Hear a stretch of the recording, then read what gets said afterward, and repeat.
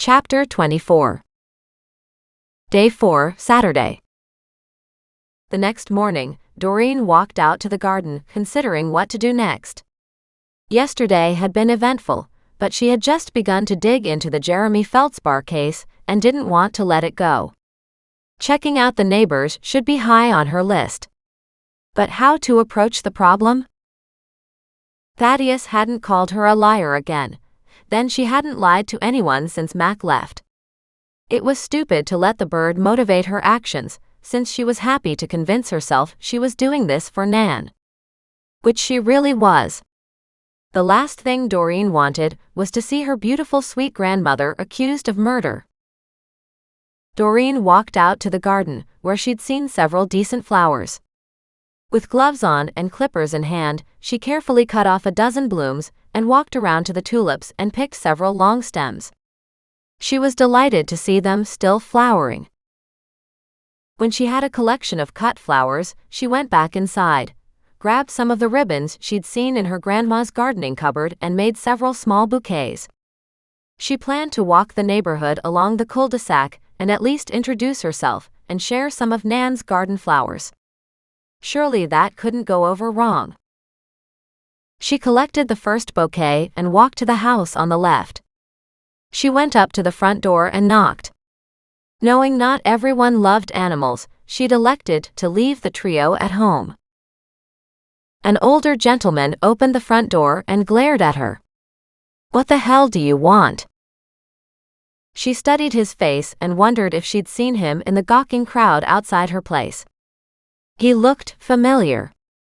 She glanced at the flowers in her hands. Maybe tulips weren't exactly the best thing to give to a single male. But she was already committed. In a cheerful voice she said, "I wanted to introduce myself. I'm Doreen. Nan is my grandmother and I'm now living in her house next door." She handed over the flowers. "These are for you. They are from Nan's garden." He refused to take the flowers. Instead he crossed his arms, and his demeanor did not change in the least as he stared at her. "And why would I want anything to do with you? Since you moved into the neighborhood, it's gone to hell." She tamped down her temper. "I hardly had anything to do with that as I just arrived," she pointed out quietly. "And Nan hasn't been here either for the last few weeks. Still, all the police cars coming and going. This used to be a nice neighborhood." With her hand still out, holding the flowers toward him, she felt foolish. But she still needed information. "Well, at least you could tell me your name, so I can recognize you in the future." In a hesitant voice he said, "I'm Richard de Gennaro." "And you live here alone?" she prompted. The wattage of his glare beefed up. "Not that it's any of your business, but my wife lives here with me." "Oh, lovely. What's her name?" She wanted to back up and run away from the ire that he turned on her. "Her name is Cicely," he said grudgingly. She shoved the flowers against his hands and said, "Good. You can give these to Cicely." Figuring she had pushed her luck as far as she could, she said, "It was nice to meet you, Richard." And she walked down the steps. She could feel his eyes boring into her back as she walked to her front door. Inside, she slowly closed the door and leaned against it. "Muggs, if you think that was easy, it was not. Next time I have to visit him, I'm taking you. Surely everybody loves dogs." She walked over to her notepad and wrote down Richard and Cicely de Gennaro and their address. That was a hard mouthful. On the other hand, that should also make it easier to find more information about them online, because their names were so unique, although each could have multiple spellings. But his attitude had been surly, and he certainly looked like he was quite happy to murder anybody who crossed him. She added Ella and Josh and Cindy to her sheet. She tucked her little notepad and pencil into her pocket and grabbed the second bunch of flowers, knowing that the surly man would probably be watching her as she walked to the second house on the left. There were 6 houses in the cul-de-sac, and she planned to hit all of the ones whose owners she had yet to meet. At the second door, she could hear dogs barking like crazy inside. A young woman opened the door, looking harried and upset. Two small Maltese-looking dogs ran around everyone in a frenzy of barking. The woman held a young child with a red and scrunched-up face in her arm, which explained why the mother looked like she was having a bad day. Doreen bent to say hi to the dogs. In a gentle voice, she introduced herself. "I'm the new neighbor. Doreen. Nan is my grandmother, and I moved into her house. I just wanted to stop by and say hi." The young mother smiled nervously. She glanced outside, looked over at Nan's house and back again to her. "Nice to meet you. It's been so crazy here since you moved in." Doreen placed her hand over her chest. "Oh my goodness, has it ever? Who knew I'd move into my house and find a body in the backyard?" The woman shook her head. In a gossipy manner, she leaned forward and said, "Do you know who it is?" Doreen shook her head. "The police aren't talking. I imagine they've been around to talk to you already, but, outside of collecting as much evidence as they needed, I haven't gotten any information from them." Disappointment settled on the young woman's face. "Same with me," she said. "I tried to ask them some questions when they came here, but they were pretty close-mouthed about the whole issue." Doreen laughed. "Which just means that everybody in the neighborhood knows already." The young mother smiled. "Especially Ella Goldman. I'm Brenda, by the way. And this little one here, who's got a bit of a cold and is feeling pretty rough, is Kara. She'll feel better when her daddy gets home from running errands." Much happier with this meeting, Doreen held out the flowers, letting Kara grab them. "These are from Nan's garden. I thought maybe you would appreciate some fresh, cut flowers." Brenda smiled at the flowers, then back at Doreen. "Normally I'd invite you in, but she's having such a rough morning." "Oh dear, don't worry about it," Doreen said.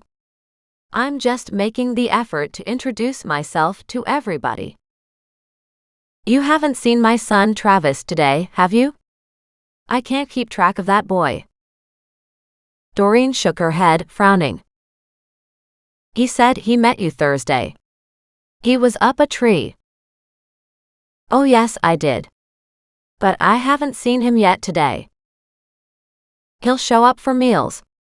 Is that Cindy in your side yard?" she asked, peering around the corner. "I thought I just saw her over on your place earlier." Then she laughed. "I thought I saw Richard, your other neighbor, in your yard a few days ago too. Although he might have been after the dog's ball again. You never see the dog, but Richard often throws the ball over his fence." She shrugged. No clue what Cindy was doing back there, although Nan used to always share her perennials when it was time to divide them in the fall. She might have been looking to see what perennials Nan had. Doreen turned to check, but didn't see anybody. Really? Cindy? Richard? She couldn't imagine why they'd be in Nan's yard. Still, there wasn't any problem with them being there, particularly if Brenda was right about their reasons. "Ella lives in that far house, but she was looking along your back fence line. Not sure why she'd be there," Brenda said, pointing. "But it has been interesting around here, right?" "It was pretty rough for my first 3 days here," Doreen admitted, peering into her side yard but couldn't see any sign of Ella. "I don't want people to get the wrong idea about me." "Oh my goodness, no. Although we're certainly very curious about what's going on." As Doreen turned to go, she fostered a bright smile. "As am I." With a little wave at the sick girl, Doreen stepped down the stairs and called out, "Bye now. It was nice meeting you." Brenda lifted the little girl's hand and waved. She called to the dogs, "Salt and Pepper, get back here. Come on inside." Back at her house, Doreen sat and wrote down Brenda, Travis, and Kara. She hadn't gotten their last name, had no idea who the husband was, or what he did for a living. She frowned at that. How would she get a second excuse to find out more information? Public records, most likely? Still, she had gotten something, so if Mac wanted to help, he could probably give her all that information too.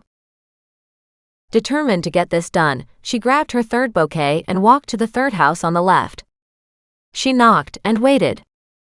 Not a sound inside, not a sound outside. The yard was pristine. Either the owners certainly spent a lot of time keeping their garden immaculate, or they hired a company to do it. Doreen was impressed regardless. When she rang the doorbell again, and there was still no answer, so she walked back down the steps. Taking a chance, she crossed the cul-de-sac and went to the house at the far side. No point in going home with these flowers if she didn't need to. It was Ella's house, and a good way to see if she was home or skulking around in the back of Doreen's yard. Ella, she was lovely but chatty. As soon as she opened the door, she was off and running. "Oh my goodness, I'm delighted you stopped by. It's my day off," the woman gushed. "Nan was such sweetheart. I used to help her with her gardening all the time. I was over there a little bit ago, checking to see how bad it had gotten." "Nan is a sweetheart," Doreen corrected, wondering if Brenda had been wrong about the identity of the person in the backyard. And did it even matter?